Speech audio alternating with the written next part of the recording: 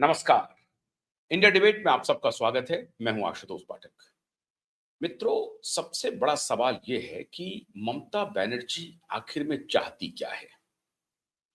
बार बार वो इसका परिचय दे रही है कि सारे इंस्टीट्यूशन ध्वस्त हो चुके हैं। फिर आज वो कोर्ट पहुंच गई, टीएमसी हाई कोर्ट पहुंच गई। कल एक वीडियो वायरल हुआ था, वो वीडियो मैं आपको दिखाने वाला हूं अभी। लेकिन सवाल उस वीडियो से भी ज्यादा महत्वपूर्ण है कि ममता बनर्जी आखिर क्या साबित करना चाहती है। ये कि भारतीय जनता पार्टी गुंडागर्दी कर रही है, ये कि भारतीय जनता पार्टी केंद्रीय एजेंसी का दुरुपयोग कर रही है, भारतीय जनता पार्टी सीआरपीएफ का दुरुपयोग कर रही है, भारतीय जनता पार्टी चुनाव आयोग का दुरुपयोग कर रही है। इसी भारतीय जनता पार्टी ने जब एसआईआर पर समर्थन किया, आप सोचिए, कांग्रेस पार्टी ने एसआईआर का कोई विरोध नहीं किया पश्चिम बंगाल में, लेफ्ट ने एसआईआर का विरोध नहीं किया है। ये बहुत ध्यान करने की बात है। कांग्रेस पार्टी भी चुनाव लड़ रही है पश्चिम बंगाल में, ये और बात है कि वो सरेंडर की मुद्रा में है, लेकिन लेफ्ट भी चुनाव लड़ रही है। लेफ्ट ने ऐसा तो है नहीं कि उन्होंने चुनाव का बाइकआउट कर दिया और उन्होंने कहा कि हम चुनाव नहीं लड़ेंगे। लेफ्ट भी चुनाव लड़ रही है। लेफ्ट ने एसआईआर का विरोध नहीं किया। लेफ्ट का कोई नेता सुप्रीम कोर्ट नहीं पहुंचा कि एसआईआर में गड़बड़ियां हो रही है। खुद वकील बनकर के कोई नहीं पहुंचा। ऐसा तो है नहीं कि लेफ्ट में वकीलों की कमी हो गई है, वाम दलों में वकीलों की कोई कमी हो गई हो, ऐसा तो नहीं है। या वाम दल अगर इसको रिप्रेजेंट करते सुप्रीम कोर्ट में या हाई कोर्ट में तो उनके पास कोई वकील नहीं होते। लेकिन ममता बनर्जी पहुंच गई सुप्रीम कोर्ट और दलील दी। दलील सुनी कि नहीं गई। सुप्रीम कोर्ट ने कहा कि आप अपने अधिकारी को रिलीज कीजिए और एसआईआर की प्रक्रिया को पूरी करवाइए। ये एसआईआर की प्रक्रिया आज से नहीं हो रही है, 1952 से हो रही है। कांग्रेस के जमाने में हुई, दूसरी सरकार रही तो उनके जमाने में भी हुई और लगातार होती रही है। ये चुनाव आयोग का की ड्यूटी है कि वो इलेक्टोरल रोल की शुद्धिकरण करके ही चुनाव कराएं, या जहां कहीं भी मतदान हो रहा है वो इलेक्टोरल रोल की जांच करें। उसमें अगर कोई गड़बड़ी है तो आप बताएं, और उसको अगर आपके साक्ष्य ठीक होंगे तो शुद्धिकरण का जो प्रयास चल रहा है उस पर हम लोग देखेंगे। अलग से भी कहा सुप्रीम कोर्ट ने, सब कुछ कहा, ममता बनर्जी नहीं मानी। ममता बनर्जी ने वही किया जो उनको करना था। फिर सुप्रीम कोर्ट ने क्या किया, मैं सिर्फ आपको एक परिप्रेक्ष्य दे रहा हूं, असली बात पर मैं अभी आता हूं। सुप्रीम कोर्ट ने कहा कि कोलकाता हाई कोर्ट को निर्देश दिया कि आप खुद के यहां से, मतलब जो कानूनी जो मैन पावर है, लॉ ऑफिसर्स को आप लीजिए, उनको डिप्यूट कीजिए और एसआईआर की प्रक्रिया पूरी करवाइए। अगर आपके पास मैन पावर की कमी है तो आप नियरिंग स्टेट जो है झारखंड या उड़ीसा से आप मैन पावर लीजिए, लॉ ऑफिसर को लीजिए। लिया गया, सहयोग लिया झारखंड से भी, उड़ीसा से भी, और अपने यहाँ के जो लॉ ऑफिसर है उनको भी डिप्यूट किया। तो 5 लॉ ऑफिसर को, 5 जज थे, बल्कि 5 जज को मुर्शिदाबाद में क्या हालत हुई आपने सबने देख लिया। डीजीपी गायब हो गए, सुप्रिंटेंडेंट ऑफ पुलिस गायब हो गया, और वहां का जो डिस्ट्रिक्ट मजिस्ट्रेट है वो गायब रहा। 2 बजे रात तक सुप्रीम कोर्ट के चीफ जस्टिस जगे रहे खबर लेने के लिए कि क्या स्थिति है जजों की, उनके ऊपर कोई बलवा तो नहीं हुआ। ये और बात है कि 2 दिन के बाद जो ठीक से ठुकाई हुई तो अब उनकी नानी याद आ रही है। अब एक दिन पहले एक वीडियो वायरल हो रहा है। वीडियो है उत्तर प्रदेश के आईपीएस ऑफिसर जो अभी डिप्यूटेशन में पश्चिम बंगाल में है, अजय पाल शर्मा का, डीआईजी रैंक के अधिकारी हैं, वो वहां पर्यवेक्षक है, चुनाव पर्यवेक्षक की भूमिका में है। उनके साथ आपने देखा होगा पूरी टुकड़ी चल रही है। हुमायूं हुमायूं जो कबीर हैं और जहांगीर हैं, इन सब के इलाके में वो घूम रहे हैं। कबीर और जहांगीर से मेरा तात्पर्य आप समझ रहे होंगे, मैंने इशारे में बात की। उनके इलाके में घूम रहे हैं। उन्होंने स्टेटमेंट दिया, वो स्टेटमेंट मैं फिर आपको सुना देता हूं। आप सबने सुना होगा, सोशल मीडिया पर वायरल है, टेलीविजन पे आपने सुना होगा, फिर मैं आपको सुना देता हूं और उसके बाद बताता हूं कि क्या किया ममता बनर्जी ने। सुनिए जरा इस वीडियो को। अच्छी तरह से समझ लें कि अगर किसी ने बदमाशी करी तो उनका कायदे से इलाज किया जाएगा। फिर अगर कहीं से खबर आ गई कि किसी ने कोई खुराफात करने की, किसी को परेशान करने की कोशिश की है तो फिर उसकी खबर फिर अच्छे से लेंगे हम। ये जहांगीर के घर वाले भी खड़े हैं, उसको बता देना कायदे से। ये बार बार जो खबरें आ रही हैं कि उसके लोग धमका रहे हैं, तो फिर अच्छे से खबर लेंगे, फिर बाद में रोना पछताना मत। अब इसमें अजय पाल शर्मा ने ऐसा क्या गलत कहा? अजय पाल शर्मा ने कहा कि जहांगीर को बता देना कि बार बार जो खबरें आ रही हैं धमकाने की, ये धमकाने की बात वो बंद करे, और अगर वो नहीं मानेगा तो फिर हम अच्छे से खबर लेंगे, उनकी अच्छी खबर ली जाएगी। एक पुलिस ऑफिसर क्या करने गए हैं? आरती उतारने गए हैं? आप बताइए। एक चुनाव पर्यवेक्षक हैं, वो आईपीएस ऑफिसर हैं, वो वहां पर जाकर के आरती उतारें जहांगीर साहब की कि नहीं आपने धमकाया है, बड़ा अच्छा काम किया है और इसी तरीके से आप धमकाइए। ये शिकायत गई, इस चुनाव पर्यवेक्षक के पास शिकायत गई। अब वो शिकायत कांग्रेस पार्टी ने की, लेफ्ट पार्टी ने की या बीजेपी ने की, ये पता नहीं है, लेकिन इनके पास किसी न किसी ने शिकायत की होगी, तभी तो वो गए। अब वो अधिकारी किसके हैं? वो अधिकारी बीजेपी के नहीं है, वो अधिकारी कांग्रेस पार्टी के नहीं है, ना ही वो लेफ्ट पार्टी के हैं। वो डिप्यूटेशन पर चुनाव ड्यूटी में है, वहां पर चुनाव ड्यूटी समाप्त होगी, वापस आ जाएंगे अपने कैडर में। और कहा जा रहा है लगभग 80 आईपीएस ऑफिसर, मैंने आपको 2 दिन पहले जो बताया था कि हमारे जो एक सहयोगी हैं जो वहां गए थे, वो खुद भी आईपीएस ऑफिसर रहे हैं, उन्होंने कहा कि 80 आईपीएस ऑफिसर डिप्यूटेशन पर वहां पर तैनात हैं। अब ये तो भारतीय जनता पार्टी ने डिप्यूट नहीं किया है, ना ही कांग्रेस और लेफ्ट पार्टी ने डिप्यूट किया है। चुनाव आयोग का ये प्रेरोगेटिव है कि वह कहां से किस ऑफिसर को ले, किस स्टेट से वो कितने ऑफिसर को ले और किस स्थिति में कैसे उसको डिप्यूट करे। ये सारा प्रेरोगेटिव चुनाव आयोग का है। तो चुनाव आयोग ने अजय पाल शर्मा को डिप्यूट किया होगा, लेकिन उत्तर प्रदेश के हैं वो आईपीएस ऑफिसर, तो नैरेटिव देखिए कैसे बनाया। इनके पास जो शिकायत की भारतीय जनता पार्टी के कार्यकर्ता ने की या कांग्रेस पार्टी के कार्यकर्ता ने की या लेफ्ट पार्टी के कार्यकर्ता ने की, ये अभी तक स्पष्ट नहीं है। जाहिर है कोई ना कोई शिकायत आई होगी, वरना अजय पाल शर्मा जी को सपना तो नहीं आ रहा है कि चलते हैं जरा सा जहांगीर के घर के पास और वहां उनको धमकी दे करके आते हैं, बिल्कुल भी नहीं। और वो बहुत संयमित भाषा में कह रहे हैं कि बड़ी शिकायत आ रही है उनके धमकाने की, फिर आप उन्हें बता देना कि इस तरह का काम ना करें, वरना अच्छे से खबर ली जाएगी, फिर रोना धोना नहीं। रोने धोने का मतलब ये हुआ कि अच्छे से खबर, जो आपने देखा मुर्शिदाबाद में किस तरह से 5 जजों को घेर लिया हजारों की भीड़ ने, और वहां पर इरादा था उनमें से किसी को एलिमिनेट करने का, और अगर कोई किसी की हत्या हो जाती तो क्या होता। जिस प्रदेश का डीजीपी फोन ऑफ कर ले, जिस प्रदेश का district magistrate superintendent of police concerning district का फोन ऑफ कर ले, और सुप्रीम कोर्ट का चीफ जस्टिस रात भर संपर्क करने की कोशिश करे, संपर्क ना हो, उस प्रदेश में क्या किस तरह की भाषा का इस्तेमाल किया जा सकता है? आप ही बताएं। अगर कोई अनर्गल बात मैं कह रहा हूं तो आप हमें बता सकते हैं।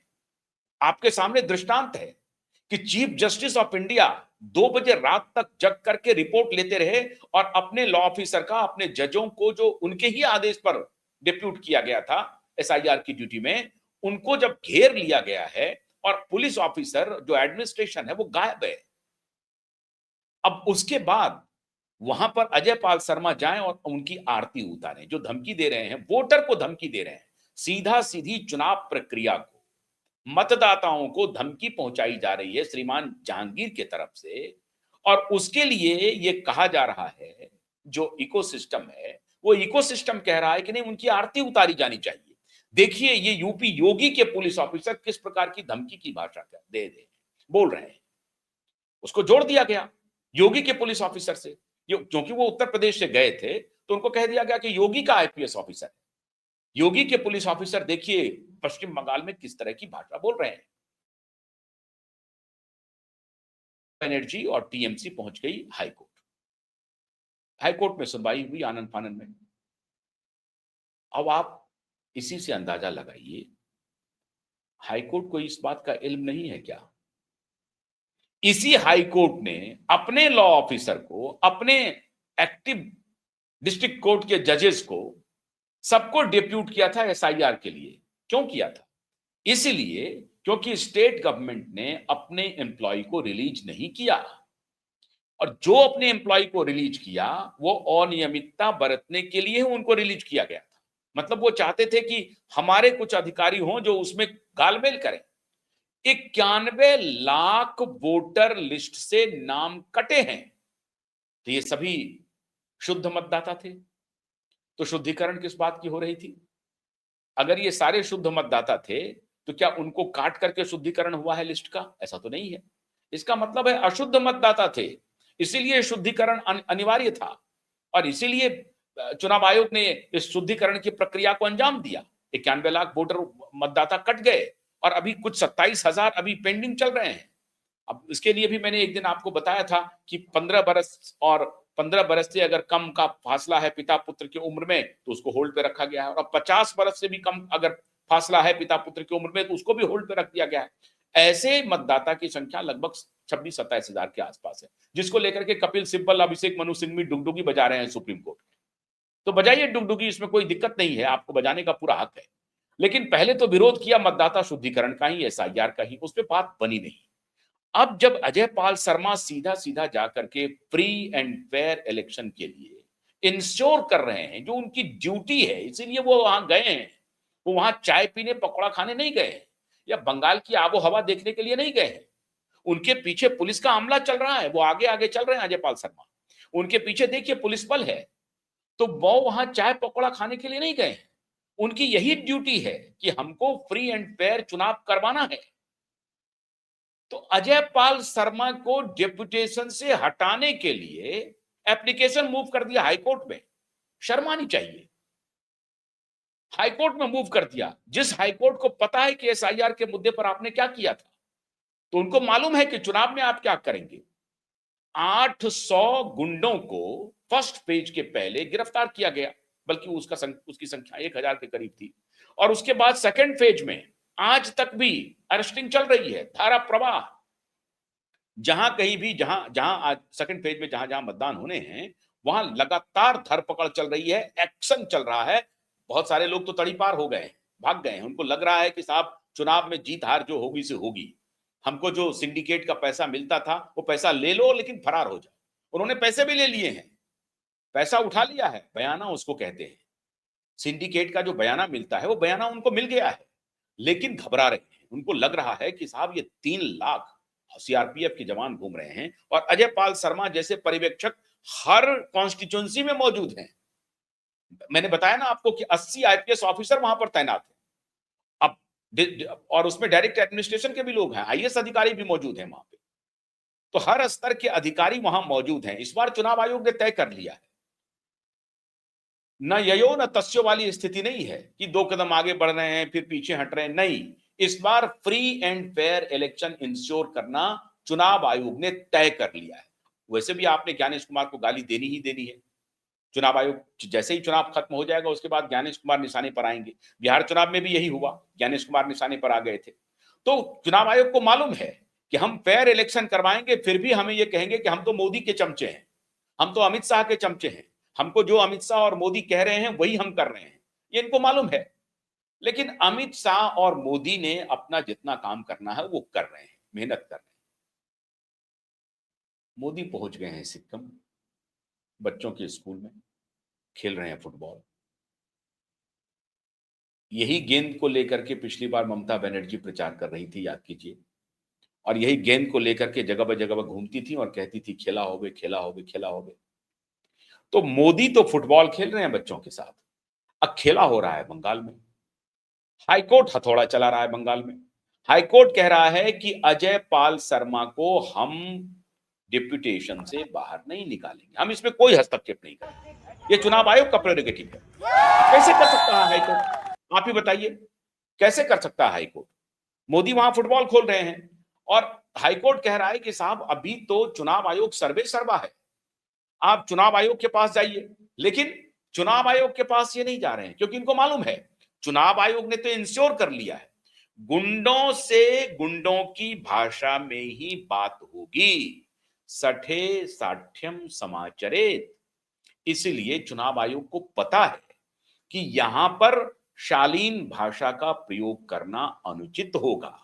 भाषा वही जो ये समझें, तो अजय पाल शर्मा उनको समझाने की भाषा में बोल रहे हैं। तो हाईकोर्ट ने कहा कि हम इसमें इंटरवीन नहीं करेंगे, ये चुनाव आयोग का प्रेरोगेटिव है, चुनाव आयोग तय करे। कल मतदान है, आज आप कह रहे हैं डेपुटेशन से बाहर कर दीजिए उनको। अगर मैं उनको डेपुटेशन से मान लीजिए बाहर भी कर देता हूं तब भी क्या होगा? टुकड़ी तो फिर भी लगी हुई है। किस तरह का काम कर रही है टीएमसी समझ में नहीं आ रहा है। ममता बनर्जी चाहती क्या है? गिमिक करना चाहती हैं क्या? मतलब बदनाम कर दो कि मोदी और शाह जो हैं वो हाईजैक कर रहा है इलेक्शन को। आप अभी तक स्टेट में 91 लाख वोटर के नाम कटे हैं, आप क्यों फर पड़ा रहे? उसमें तो बहुत सारे वोटर ऐसे भी होंगे जो भारतीय जनता पार्टी को वोट देते होंगे, जो कांग्रेस को देते होंगे, जो सीपीआई को देते होंगे। आप क्यों घबरा रही हैं? घबरा आप इसलिए रही हैं क्योंकि इतने वर्षों से आपने घालमेल कर रखा था, तो दाल में काला आपको दिखाई पड़ता था। आपको मालूम है कि दाल कहां काली है, तो आपको उस काली दाल का स्वाद पता था। अब ये जायका बिगाड़ दिया चुनाव आयोग ने आपका, इसलिए आप कह रही हैं कि नहीं नहीं ये दाल बेकार है, इस दाल को हटाओ, इस दाल से हम नहीं खाएंगे। तो मत खाइए आप। तो चुनाव आयोग अपना काम चुनाव के पहले तक करेगा ही, और मतदान तक करेगा, मतगणना तक करेगा। तो 4 तारीख तक आप जितना चिल्लाना है आप चिल्लाइए, लेकिन अजय पाल शर्मा को डेपुटेशन से बाहर करने के लिए न तो हाईकोर्ट ने मना किया और चुनाव आयोग तो मना करेगा ही नहीं, क्योंकि चुनाव आयोग को मालूम है कि ऐसे ही ऑफिसर से हम काम ले सकते हैं इस स्टेट में, जहां हर गली नुक्कड़ पर सिंडिकेट, उनके गुंडे धमका रहे हैं सरेआम मतदाता को। आप कल्पना कीजिए क्या पड़ी है अजय पाल शर्मा को जाकर के ये कहने की कि उसे समझा देना, लेने के देने पड़ेंगे। कुछ ना कुछ तो बात होगी ना, कोई ना कोई शिकायत किया होगा। तो नहीं, इस भाषा में क्यों बोल रहे हैं? इनका कहना है कि आरती उतारे, तो आरती नहीं उतरेगी। हाईकोर्ट ने कह दिया हम हस्तक्षेप नहीं करेंगे। अजय पाल शर्मा को अधिकार है, उन्होंने कोई मारपीट नहीं की, कोई गोली नहीं चलाई, कोई बलवा नहीं किया, कड़े शब्दों का इस्तेमाल किया है। कड़े शब्दों का इस्तेमाल नहीं करेंगे तो आरती नहीं उतारेंगे। तो जय सिया राम बोलिए। अब देखिए कल क्या होता है मतदान में, फिर 4 तारीख का इंतजार कीजिए। बहुत बहुत शुक्रिया, नमस्कार।